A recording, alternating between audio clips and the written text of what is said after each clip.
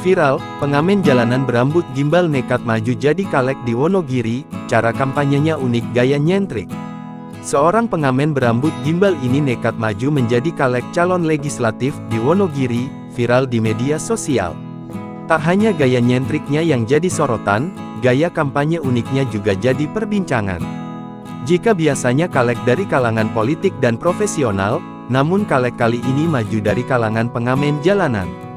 Ya, dia adalah Kuku Haryanto. Kuku Haryanto, pria berambut gimbal ini maju dari Partai Demokrat Wonogiri.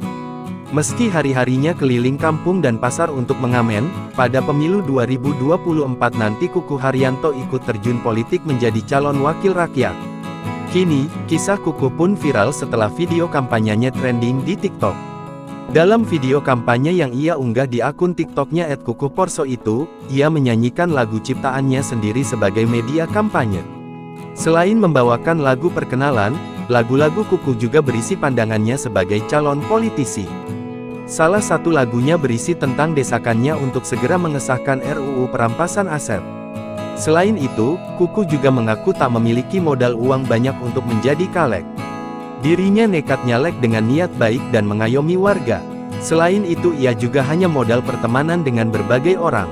Dilansir dari sejumlah sumber, Kuku adalah caleg Dapil 1 Wonogiri yang mewakili Kecamatan Wonogiri, Selogiri, Manyaran, Wuryantoro dan Eromoko.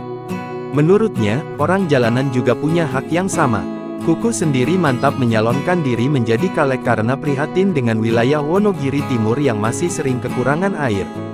Selain itu, ia prihatin karena banyak bakat musik yang tak bisa berkembang seperti seniman di kota lain. Sementara itu, Kuku selama ini sering ngamen di Wonogiri, Solo, Karanganyar, Klaten hingga Sragen. Download Tribun X sekarang, menghadirkan lokal menjadi Indonesia.